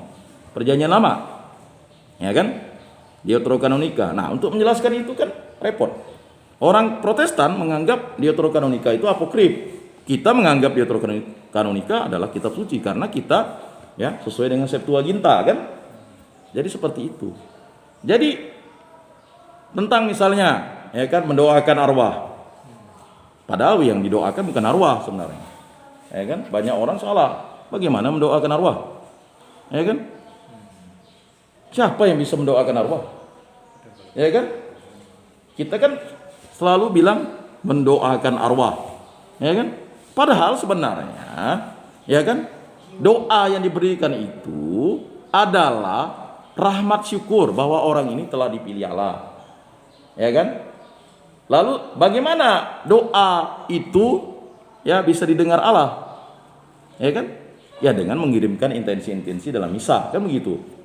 Ya memang ada hari, ya kan, mendoakan arwah bagi gereja Katolik. Ya kan? Tetapi kan bukan arwah yang didoakan. Kalau arwah yang didoakan, ya kan? Pasti bias dia. Tetapi yang didoakan adalah bagaimana ucapan syukur orang yang telah dibaptis menjadi Kristen dalam Kristus Yesus itu, ya, bersama-sama untuk sebagai satu saudara untuk menjalin relasi iman yang nyata itu gitu. Nah, ini kan hanya perbedaan kata-kata saja tafsir ya kan? Ya kita bilang intensi misa untuk si A. Ya kan? Ya ini harus dipahami bahwa ketika kita memberikan pemahaman-pemahaman itu, kita harus berdasarkan teks-teks kitab suci dan juga tradisi-tradisi suci dan juga magisterium gereja. Jadi sebagai penyuluh, kemudian pengurus DPP dan sebagai pengurus lingkungan, ini kan akan berhadapan dengan situasi. Kan tidak mungkin lalu, tanya pastor aja lah, saya tidak tahu. Kalau begitu, ya kan, apa gunanya kerikma, apa gunanya pewartaan itu kan? Pastor kan satu di paroki. Sedangkan kita berhadapan dengan bukan hanya umat Katolik. Lalu kita marah pula, ya udah tertulis ya, tidak bisa dibahas-bahas. Tidak bisa begitu. Sebagai orang Katolik kita universal, terbuka atas dialog. Ya kan, dialog itu bisa menghasilkan perdebatan loh. Kalau kita doa ibadat pribadi, orang tidak akan gubris. Tetapi kalau kita sudah masuk ke dialog, ya kan, lanjut ke diskusi, yang paling kita hindarkan kan perdebatan. Karena dogma itu kan sesuatu. Tapi kan dari dialog, diskusi akhirnya debat kan. Nah, Coba perhatikan sekian debat. Apakah orang Katolik pernah berdebat? Mengapa tidak berdebat? Karena selalu dibalikkan lagi. Oh, itu kan sudah dari sananya. Kalau kami Katolik ya ini. Ya kalau jawabannya begitu, sama juga kita bias menghadapi situasi penginjilan. Karena penginjilan itu harus menghadapi situasi masyarakat yang mesti dicerahkan dengan pengetahuan-pengetahuan yang kita dapat dari kitab suci. Jadi seperti itu. Ya contoh, mohon maaf, misalnya saya kan kalau di Rutan kan Maneka ya, itu bukan hanya Katolik, Protestan juga. Ya, mereka melotok. Cari Pak, ya saya sekian Pak. Tetapi kita harus memberikan pemahaman bahwa ajaran iman Katolik itu tidak hanya bersumber dari kitab suci, tapi bersumber dari tradisi suci. Magisterium gereja, itulah konsili-konsili. Ya kan? Kan ada orang Katolik masih ngotot pakai sebelum konsili Vatikan kedua. Kan kita sudah konsili Vatikan kedua. Dokumen-dokumen gerejanya kan begitu, masih ngotot. Ya enggak bisa dong. Ya kan? Kan ada dua versi misa. Nah, kalau kita tidak memahami, kan versi misa yang bahasa Latin ya, itu menghadap. Sedangkan versi misa yang kita hadapi ini kan versi yang ini partisipasi umat. Ya. Jadi harus dipahami. Kalau innya imam itu versi yang satu itu yang menghadap ya kepada altar Tuhan, kepada tabernakel, kepada itu kan begitu. Jadi menghadap ke sana. Kan kita hanya di belakang. Dia pemimpin umat kan pastor. Ya kan? Tapi kalau versi yang partisipasi umat kan yang model ini kan begitu. Ya kan? Tiba-tiba mau dicampur ya enggak bisa. Kalau versi campuran itu enggak ada Miss My Talk. Ya kan? Tapi ya kembali lagi, umat ini kan harus dihimpun sebagai suatu persekutuan umat di mana umat itu memahami bahwa sumber yang diajarkan itu adalah sumber dari tradisi yang disampaikan Yesus. Kan enggak mungkin semuanya dicatat nih. Matius, Markus, Lukas punya keterbatasan. Ya kan? Tapi kan ada pengajaran-pengajaran yang disampaikan, ya kan? Nanti ada, kalau misalnya baca kisah para rasul, itu tidak pernah dicari di Injil itu tidak dapat. Gitu. Tapi di kisah para rasul ini jelas, Yesus bersabda, ya kan? Itu karena mungkin Petrus itu menyampaikan kepada Lukas, Kas, ini pernah loh Yesus bersabda begini kan? Tapi Lukas catatnya di kisah para rasul, misalnya, ya kan? Nah, coba nanti kalau tidak percaya baca kisah para rasul, ada Yesus bersabda, tapi itu tidak ditulis di dalam Injil Matius, Markus dan Lukas. Sebenarnya Injil Lukas kan dipotong nih, dipotong. Jadi dia akhirnya kisah para rasul yang ini menurut pakar. Tapi kan di dalam kisah para rasul ada Yesus bersabda, ya kan? Berarti otentisitas itu ya harus berkesinambungan dong. Nah, Injil Matius, Markus, Lukas dan Yohanes itu sebagai yang harus kita wartakan. Ya, Injil kan kabar sukacita. Siapa dia? Yesus Kristus. Ya kan, firman sabda yang hidup. Lalu dia dari mana? Dari Alfa dan Omega. Ya kan, dari kitab Kejadian sampai Wahyu. Nah, itulah dia sang pencipta. Yang selalu dalam surat Rasul Paulus terutama di Kolose ya, dia katakan untuk supaya guru-guru agama yang sesat. Nah, kita mudah-mudahan jangan sesat gitu. Jangan sampai kita menjadi orang-orang Farisi, wah ahli Taurat ya. Nah, jadi untuk membahasakan itu perlu yang namanya kita mendalami kitab suci ini, ya. Jadi pengurus lingkungan, menurut pengurus lingkungan kami Pak, ya kan, bahwa ada Injil baru Pak. Udah kacau juga nih. Ini terjadi Pak. Ya, ada seorang katekis dulu sampai dipanggil karena itu tadi. Sakramen dia bilang ada sakramen ke-8, dia ngajar ke anak-anak. Dia gurau, tapi sebenarnya itu bahaya, gurau yang bahaya. Nggak ada sakramen sampai 8, 7 sakramen. Lalu dia bilang ada sakramen perceraian katanya. Nah, itu kan fatal akibatnya. Ya? Udah nambah yang parah-parah. Iya. Udah meninggal ya. Ya kan? Pak Ikhwani kenal kali. Ini bahaya nih. Dia gurau itu tak bisa, Pak. Ya. Jadi itu bukan, udah meninggal Pak. Bukan. Dia di Siantan tinggalnya. Sampai dipanggil. Akhirnya dipanggil Pak. Gurau Pak, sayanya gurau. Mana bisa gurau? Ini yang kita sampaikan anak kecil loh. Anak-anak ini misalnya Eka, ya kan? Kalau tidak berdasarkan kitab suci dan berdasarkan tradisi gereja, berdasarkan magisterium, nanti kan anak-anak tuh merekam.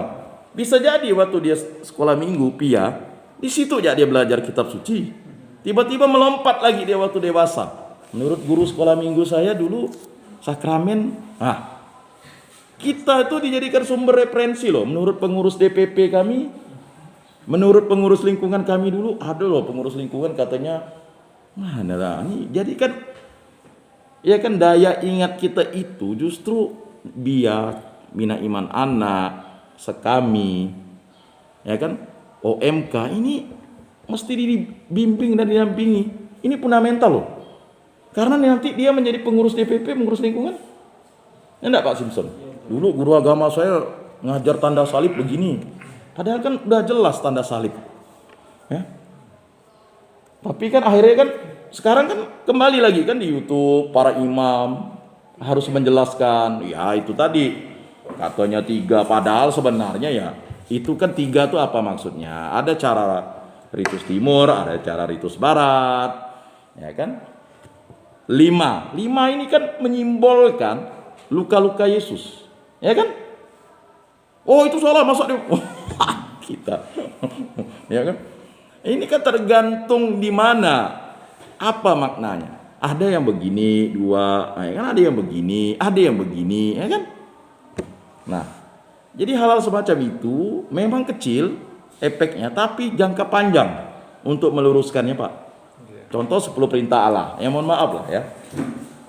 Pengurus DPP, pengurus lingkungan, penyuluh, ndak hafal 10 perintah Allah. Ya di doaku ini kan udah jelas, sumbernya udah ada. Ini maka saya bilang doaku belilah. Ya kan? Ya, 5 perintah gereja. Saya dulu pernah tanya seorang katekis, ndak ada lagi Pak 5 perintah gereja dihapus. Celaka orang ini, saya bilang. Dari mana kau? Ya kan? Ini 5 perintah gereja dihapus dari mana, saya bilang. Ya kan? Memang kalau di Mada Bakti tidak, tapi di doaku ini. Emangnya doaku ditarik kan enggak? Ya kan? Dogma gereja di sini. Ya kan? Lalu misalnya ya, hal-hal seperti itu, maka sering kita akhirnya berdebat pada suatu situasi. Mengapa Yesus ya kan? Perayaan Ekaristi itu harus menggunakan anggur dan ya kan, roti tidak beragi. Ada yang menggunakan roti beragi. Itu kan tidak tahu sumbernya. Padahal ada yang menggunakan roti beragi, ada yang roti tidak beragi. Karena ingat, Yesus melaksanakan perjamuan suci itu kan pada saat sebelum pesta Paskah dong. Pasti kan pakai roti beragi. Ya kan? Ada yang katakan, oh tidak, roti tak beragi. Ya, kembali lagi.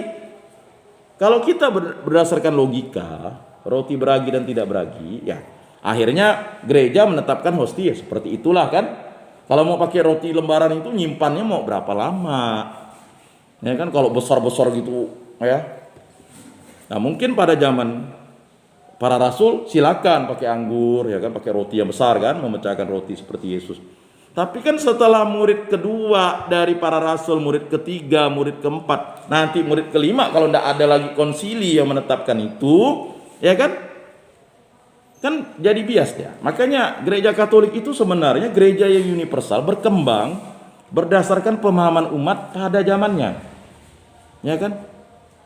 Jadi justru gereja Katolik ini sebenarnya gereja yang universal, yang demokratis sebenarnya. Memang dalam sistemnya dia tetaplah dia pada sistem yang sudah jelas. Tapi dia berkembang terus berdasarkan pemahaman iman umat. Mengapa? Karena iman umat itu berkembang. Ya tidak ortodoksi langsung lah begitu. Jadi sama seperti kita misalnya memahamkan ini kan begitu. Maka untuk mendalami kitab suci bukan membaca kitab sucinya. Membaca kitab suci ya wajib. Tetapi memahami kitab suci adalah bagaimana inspirasi dari Roh Kudus itu bisa diterjemahkan dalam tulisan, dan tulisan itu menjadi firman dan sabda yang hidup bagi kita para penyuluh, pengurus DPP, pengurus lingkungan. Nah, kemarin saya bertanya ke pengurus lingkungan, kami tak dibekali Pak katanya. Ya kan? Sikit-sikit nanya pastor, sikit-sikit nanya pastor. Masa masalah ini nanya pastor ini? Betul harus nanya pastor, betul ke pastor. Ini. Setelah pastor katakan betul, ya kita sampaikan lagi ke umat kan. Nah, ini kan pemahaman-pemahaman konsepsi-konsepsi yang memang harus kita gali dan kita pahami, ya. Karena memang banyak di antara kita, ya, masih terpola lama. Terpola lama itu artinya menurut guru sekolah minggu saya, ya kan begitu. Nah, sampai dulu ada kritikan misalnya, Pak, masa ngajar sekolah minggu itu hanya anak monyet, Pak? Anak monyet di atas pohon, anak Tuhan di dalam gereja. Dari kelas 1 sampai kelas 6 itu jadi. Kan enggak bisa. Bina iman anak itu kan kita harus tahu dia. Yang di bawah kelas 1 sendiri dong, kan? Kelas 1, kelas 2 mungkin bisa. Kelas 3 untuk persiapan komuni kelas 4 kan. Setelah itu kan dia kelas 5, kelas 6 silakan sekami. Kan sekarang kan udah ada ininya, jenjangnya kan. Sudah mulai mampu dia silakan PPA. Kan begitu. Ya kan? Setelah PPA silakan ikut juga Mudika, masih tetap ikut sekami. Kan ada jenjang-jenjangnya, Pak. Makanya binaan kemarin yang saya harapkan itu jelas. Karena kalau tidak jelas nanti bias, melompat-lompat misalnya. Nah, ini juga konsepsi yang harus dipahami bahwa kita sebagai penyuluh agama Katolik, pengurus DPP dan pengurus lingkungan harus satu, sinergi begitu. Ya. Tidak bisa kita menjadi pengurus DPP. Ini kan di sini luar biasa nih. Penyuluh non PNS ini ada double fungsinya. Dia penyuluh non PNS, dia pengurus lingkungan, dia pengurus DPP. Kayak Pak Ikhwan ini kan triple tuh. Imam, Nabi dan Raja ya lengkap dah.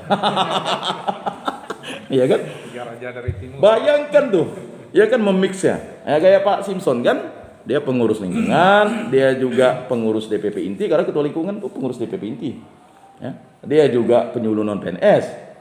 Kayak Bu Ocha, ya kan? Nanti kan mau dibentuk lingkungan di tempatnya, dia pengurus lingkungan, ya kan? Kemudian nanti dia pengurus DPP, dia juga penyuluh non PNS. Nah, mungkin Eka juga kan? Di DPP dia selaku Bina Iman, atau Bapak juga kan? Di pengurus DPP juga Pak kan? Ya, di pengurus lingkungan juga Pak, pasti kan? Orangnya sama, tapi kok konsepsi berpikir ya kayak Pak Awi ini triple juga Pak, prodiakon, ya kan? Ketua lingkungan, pengurus DPP Pak, ya kan? Apa ini lebih lengkap lagi, 4 lagi, prodiakon, asisten imam, ya kan? Jadi jangan sampai pengetahuan iman itu menjadi terbatas dan akhirnya kita terkungkung, tidak mengadakan diskusi. Makanya saya sangat menyetujui saran Pak Ikhwani setiap Jumat itu kan. Terserahlah mau berapa orang yang datang, 2, 3, ya dari sampai setengah 1, kita diskusi. Diskusi bagaimana sebagai tim-tim ini, ya kita buat sel, nanti kan di lingkungan, ya kan kita diskusi. Kemudian nanti di DPP kita diskusi, tetapi marilah kita bersama-sama ini, ya kan, saling bahu membahu, karena kan tidak mungkin untuk, ya kan, tetap memelihara iman itu kan butuh dukungan dari kita. Tuhan kan memakai kita begitu. Nah, itu yang bisa kita lihat ya sebagai pengantar, ya. Mungkin ada pertanyaan, ya tinggal 12 menit lah. Silakan Pak Ikhwani mungkin tadi mau menyampaikan apa? Saya hanya mencari referensi untuk simbol-simbol pengarang Injil. Oh ya. Kan Matius itu simbolnya adalah seorang malaikat memegang pen dan buku, karena dia menulis silsilah Yesus, memulai Injilnya dari silsilah Yesus. Ya. Kemudian Markus itu menulis Injilnya mulai dengan Yohanes Pembaptis, tentang Yohanes Pembaptis. Jadi simbolnya adalah singa yang mengaum-ngaum, karena membayangkan atau mengandaikan Yohanes itu berseru-seru di padang gurun. Jadi simbolnya singa yang mengaum. Kemudian saya berpikir yang Lukas ini sampai saat ini belum saya dapat. Hah? Simbolnya. Lukas. Pernah ke Gembala Baik, Pak? Iya, ada. Sengi. Itulah lupa saya. Jadi saya harus ke sana lagi ya. Oh, nah. Kan ada Sedangkan Yohanes itu adalah burung garuda. ya. Karena dia membayangkan bahwa menceritakan Tuhan itu di atas segala-galanya, ya, karena mulai dari sabda akhirnya sampai bersama dengan Allah, firman itu adalah Allah. Jadi artinya melayang-layang di angkasa. Jadi simbolnya burung Garuda. Nah, simbol-simbol itu rupanya setelah saya kaji, inspirasinya adalah mencerminkan gaya bahasa dan cara pewartaannya di dalam Injilnya. Mungkin ada makna lain juga yang kita belum dapat. Nah, itulah yang sebenarnya hal-hal sederhana gitu kadang-kadang kurang kita perhitungkan. Ya. Nah, sebagai orang yang penyuluh, kayak tokoh umat dan para sepuh atau katakanlah para tetua umat, ya, kan, lingkungan atau ETP, hal-hal seperti itu kayaknya ada waktunya warga kita bertanya-tanya. Jadi ada kaitannya sih.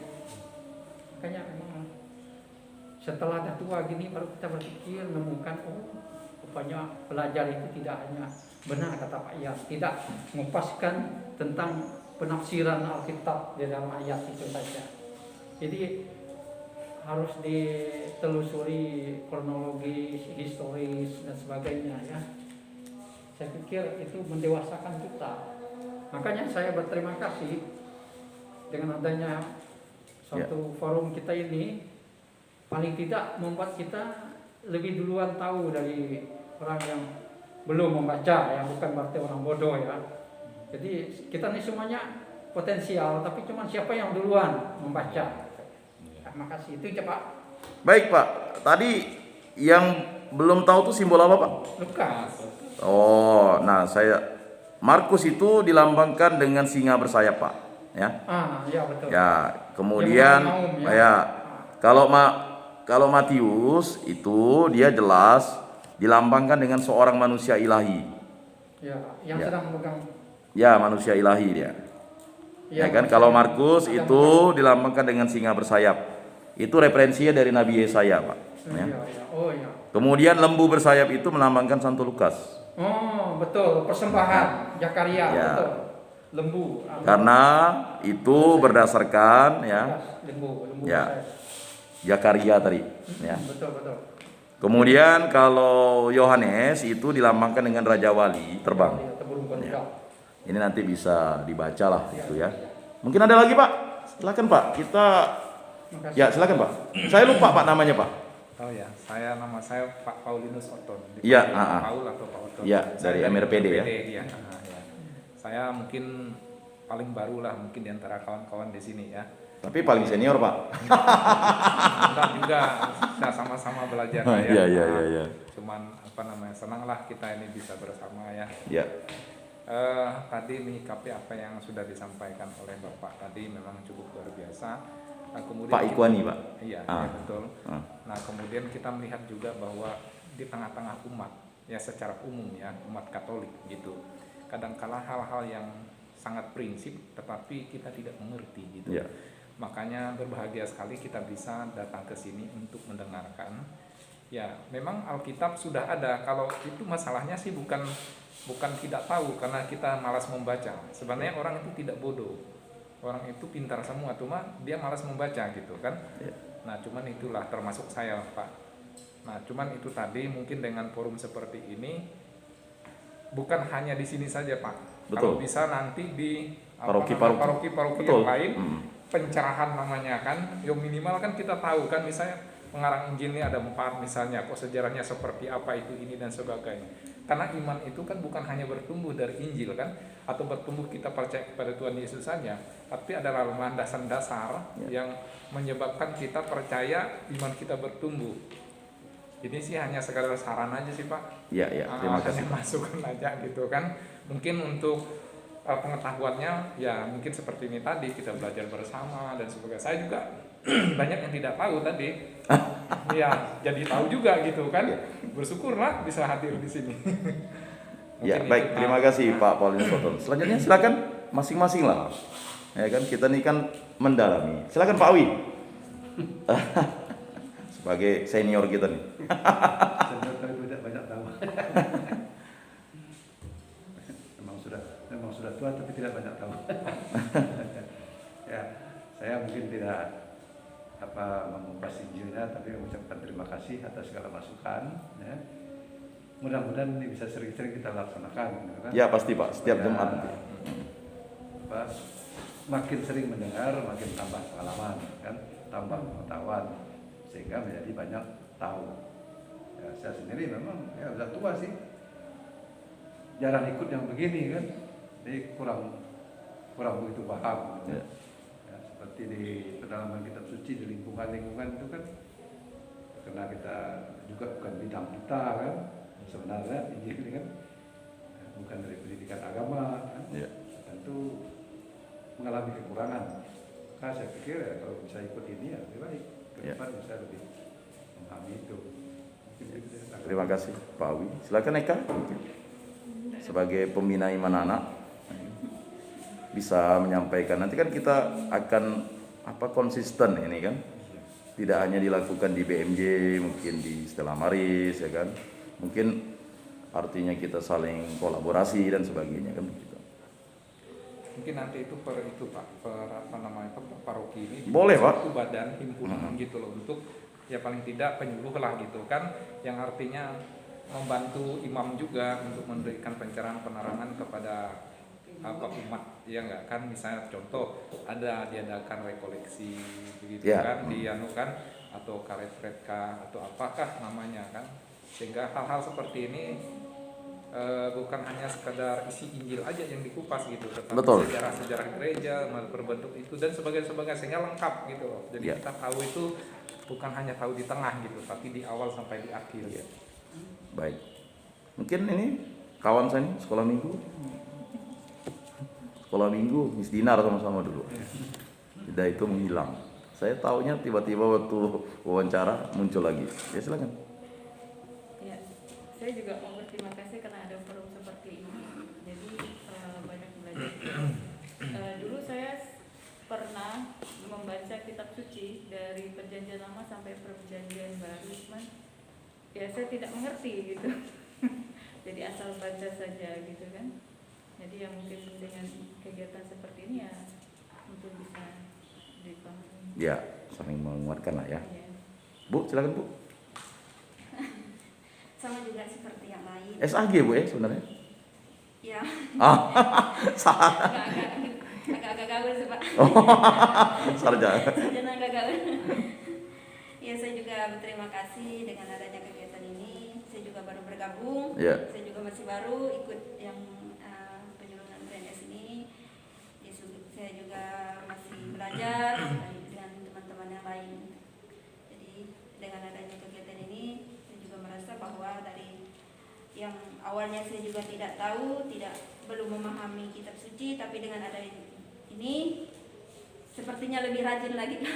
Padahal SAG ya, ada ilmunya tuh kan sebenarnya. Ya, betul, tapi Pak. itulah tadi. Itulah. Biasanya kalau waktu di bangku kuliah, ini kan lebih pada nilai kan.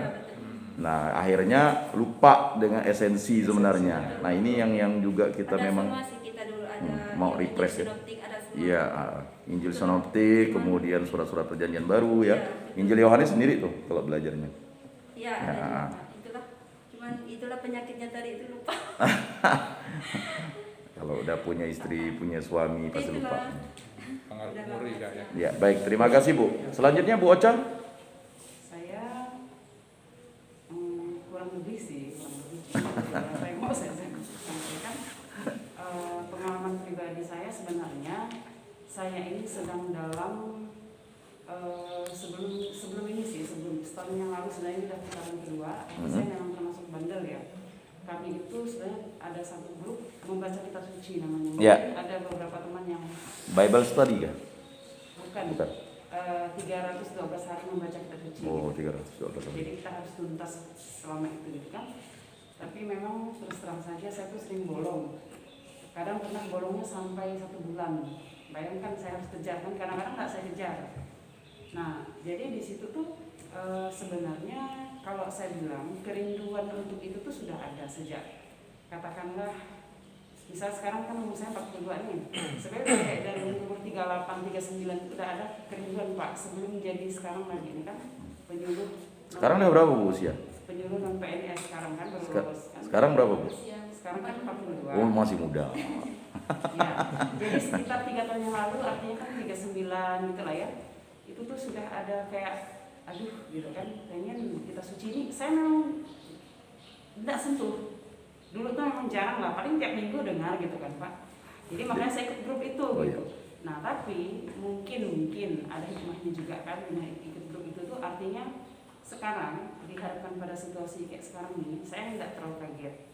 Nggak terlalu kaget, tapi saya bukan berarti bilang saya udah ini ya, masih jauh lah pokoknya. Cuman setidak-tidaknya justru membuat saya tuh jadi punya kecintaan atau kerinduan yang lebih dalam lagi gitu. Karena tadi bilang kan bolong-bolong padang seminggu gitu kan. Ya. Nah saya artinya mulai sekarang nih kita nih sama-sama lah mungkin di sini nih ya, semuanya harus cinta kitab suci yang sudah Yeah. kita baca lah gitu ya, harus tahu. Kemudian di luar dari kitab suci itu sendiri, seperti yang Pak Yan bahas tadi itu, hal-hal yang berkaitan atau yang tidak semata-mata isi kitab sucinya gitu loh.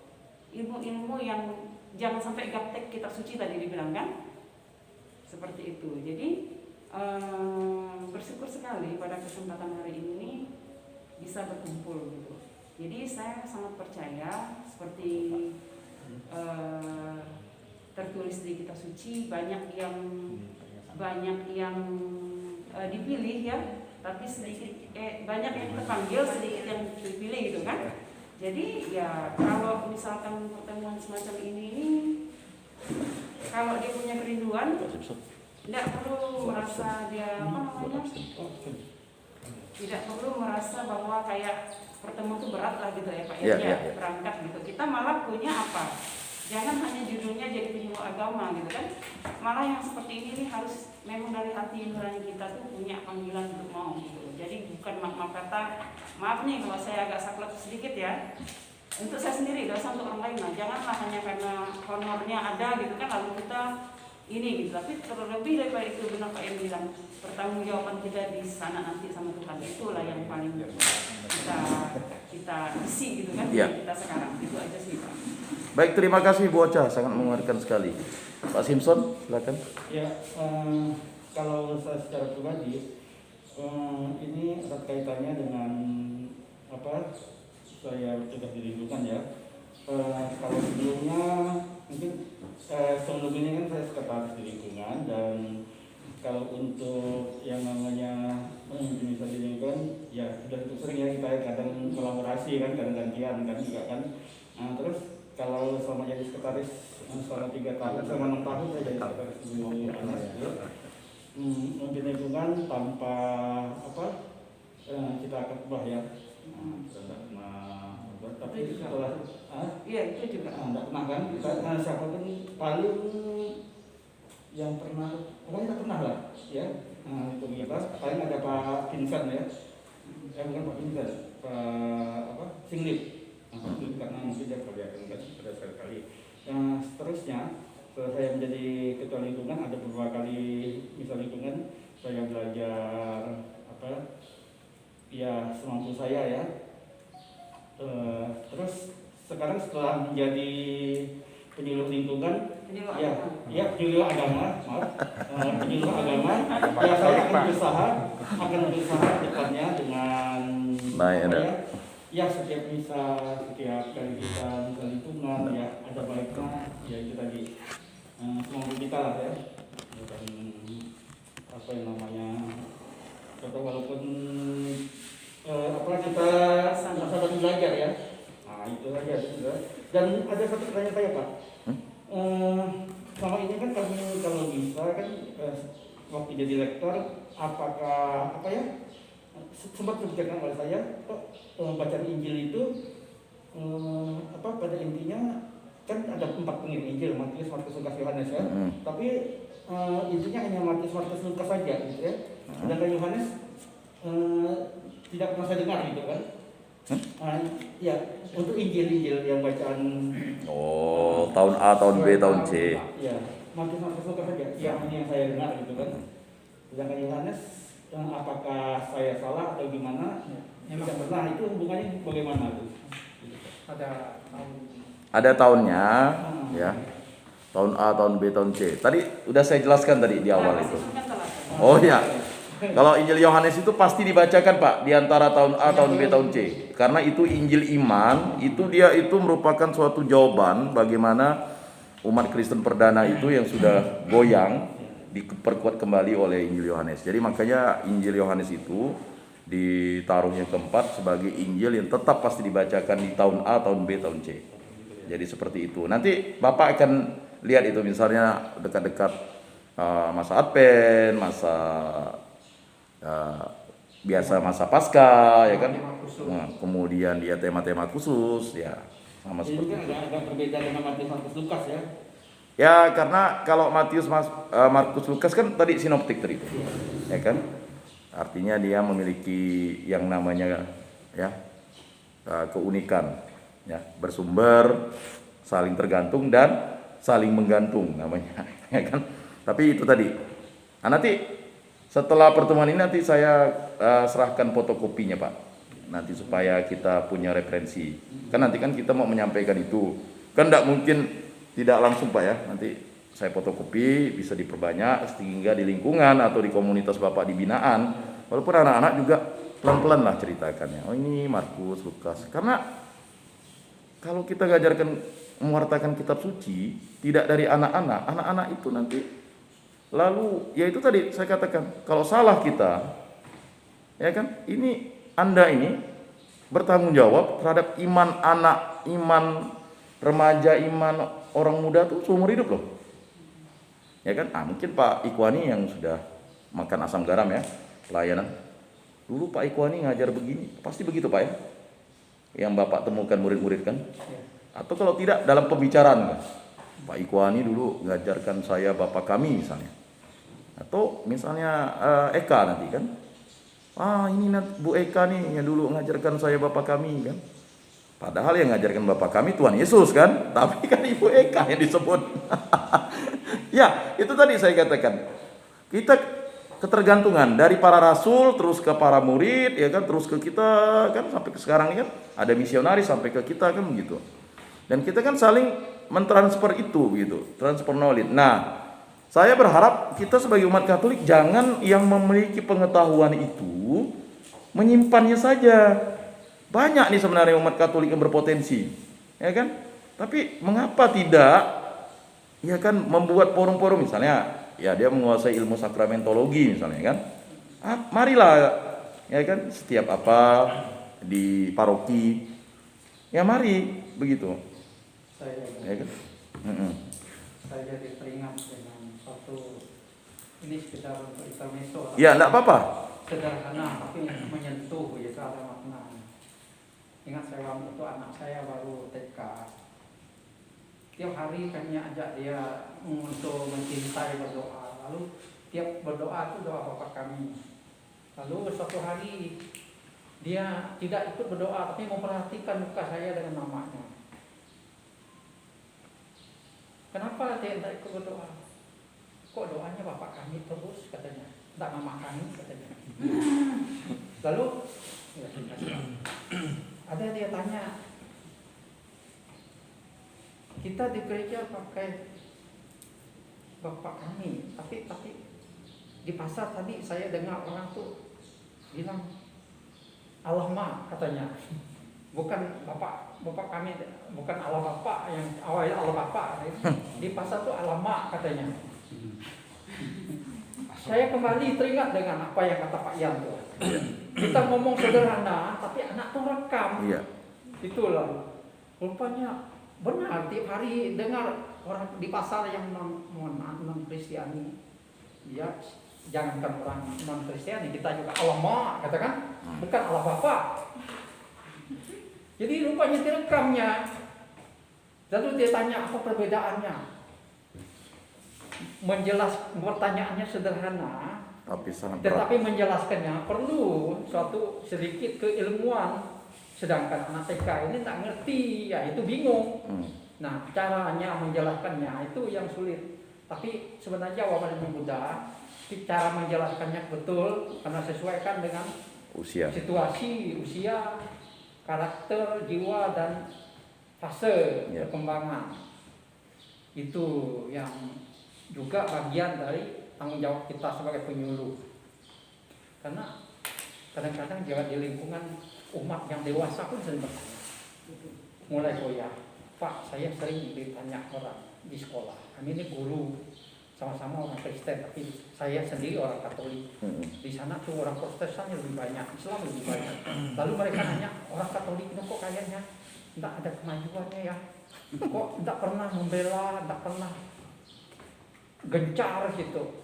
Dia rupanya mengikuti perkembangan saat ini yang sedang gonjang-ganjing tentang pertanggungjawaban iman dengan cara dialog, dengan cara debat dan segala macam. Rupa tadi Pak Ian sudah singgung, jadi saya jadi teringat. Perlu juga pembekalan bagi kita sebagai penyuluh tentang keilmuan, bagaimana kita memahami konsep perbedaan orisinil esensial dari iman Katolik itu sendiri. Sangat penting untuk membentengi bahwa kita sendiri jangan sampai goyah, ditanya gitu tak mampu jawab lalu kan Bapak nggak bisa jawab, berarti iman Bapak gimana katanya kan? Ya. Di sini itu yang saya pikir sedikit-sedikit lah kita tak sekaligus ngisi. Betul. Ngisi pundi-pundi kita ini dengan keilmuannya tentang bagaimana kita mengapologesi atau membela iman. Ya, apologetik. Nah, jadi sebenarnya saya tidak mengatakan lebih cocoknya orang Katolik ini bukan pembelaan iman, tapi mempertanggungjawabkan iman Katolik. Betul. Gitu loh. Itu lebih cocok kita. Kalau yang Protestan kan pembelaan. Ya. Kalau kita bukan membela, kalau membela dengan mempertanggungjawab beda. Kalau membela itu kecenderungannya mau menyalahkan, mencari kesalahan orang lain, itu membenarkan diri sendiri. Sedangkan mempertanggungjawabkan kita menjelaskan agar orang lain, itu yang kita harap. Gitu. Nah, itu yang saya pikir. Kalau pembelaan berarti mirip-mirip Mencari kesalahan, menyerang pembela. Kita Katolik bukan tipenya seperti itu. Jadi wajar kita nih bukan seolah-olah bodoh, bukan, tapi kita itu perbedaan kita dengan Protestan. Kalau Protestan kan mengatakan bahwa asal percaya aja pasti masuk surga. Kalau Katolik lain, iman tanpa perbuatan ya Pada hakikat tidak ada gunanya. Jadi kita lebih mementingkan suatu keteladanan, sikap perilaku Yesusnya. Itu Katolik. Jadi tidak hanya kuar-kuar gitu. Nah itulah prinsipnya. Jadi kita Katolik yang sebenarnya orang Protestan juga harusnya seperti itu, tapi karena mereka diajarkan hanya lahiriahnya membaca, hafal, lalu percaya bahwa asal beriman pada Yesus pasti selamat. Nah, iman itu kan perlu perjuangan. Perjuangan itu apa? Tidak cukup hanya percaya, yakin, tapi lakukan kata Yesus. Nah itu dia bedanya. Jadi kita prinsip sekali Katolik dan Protestan, itu yang saya keilmuannya di situ dan untuk pertanggungjawaban. Nah saya kira itu Pak. Baik, terima kasih Pak Ikhwani yang telah memberikan peneguhan kepada kita. Jumat depan kita akan berjumpa kembali, ya. Kita tetap meneruskan ini. Tadi saya katakan mendalami kitab suci itu tidak hanya sekedar mendalami, tapi benar-benar kita sudah membaca, ya, kitab suci itu, dan ketika kita memahami secara kontekstual, akhirnya kita bisa mempertanggungjawabkan iman Katolik tadi itu. Betul kata Pak Ikhwani, kita bukan membela, karena kita pembelaan kita ya ada pada Kristus Yesus. Kita mempertanggungjawabkan iman kekatolikan yang telah diberikan Allah kepada kita melalui perantaraan Yesus Kristus kan. Dia yang memilih kita, kita yang bertanggung jawab. Makanya pengadilan terakhir nanti kan pertanggungjawaban itu yang diminta. Betul kata Bu Ocha tadi itu, ya kan? Bukan sekedar hanya menerima honorariumnya, tetapi pertanggungjawabannya itu yang selalu menjadi fundamental kekatolikan. Sehingga pertanggungjawaban itulah, makanya ada hal-hal tertentu, ya kan, kita malah malu mempertanggungjawabkan iman kita, malah mundur, malah ya saya tidak tahu, saya tidak paham, kan tidak seperti itu. Kita tidak menyerang iman orang, karena memang orang dipilih berdasarkan pilihan imannya oleh Sang Maha Kuasa, mungkin untuk menjadi bersahabat, bersaudara bersama, karena kita kan ingin itu. Tetapi sebagai orang Katolik kan kita harus mempertanggungjawabkan itu. Ditanya 5 perintah gereja tak tahu, 10 perintah Allah tak tahu, 7 sakramen tidak tahu, berapa jumlah kitab suci dalam kitab suci Katolik tidak tahu, kan lucu begitu. Lalu ya pada prinsipnya akhirnya kan kita ini kan menjadi manusia yang beriman, tetapi ya secara prinsipnya juga kita harus bisa mempertanggungjawabkan itu begitu. Ya, tanda salib itu maknanya apa? Hari Minggu mengapa harus menyambut, ya kan? Nah, anak-anak kecil seperti itu kan pasti bertanya kepada Eka nanti, kak, kok kami belum nyambut ya? Untuk menjelaskan itu kan berat. Kalau kita bilang kamu belum cukup umur itu apa kak? Kan enggak. Saya kan sudah berumur kak, katanya. Cukup umur. Ya kan? Cukupnya katanya. Ya kapan cukupnya, kan begitu. Jadi banyak di antara anak-anak kita kan akhirnya lalu tidak mau datang ke sekolah minggu atau bina iman anak karena si guru sekolah minggunya langsung otoriter loh. Seperti kawan saya dulu di Siantan, ngapa enggak mau ikut sekolah minggu, bagaimana, belum apa-apa, anak yang bertanya kreatif itu sudah dianggap anak nakal, anak yang ya kan. Nah ini mohon untuk pengajar sekolah minggu, ya terimalah semua anak itu, ya kan. Ada juga anak yang tidak bisa dicampur, misalnya anak kelas 4 dicampur dengan anak TK, ya malulah dia karena ada fase-fase perkembangan. Sehingga psikologi perkembangan itu memang diajarkan dalam ini ya, yang sudah belajar di SAG kan ada psikologi perkembangan tuh. Jadi perkembangan umat Pak, kan tidak mungkin menjelaskan kepada anak, nanti kalau kamu tidak ke gereja dosa loh, kan kita selalu ngomong gitu dengan anak.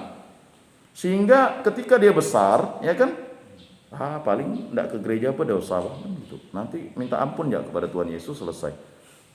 Kalau begitu anak-anak kita sudah apatis, bagaimana nanti generasi selanjutnya itu kan?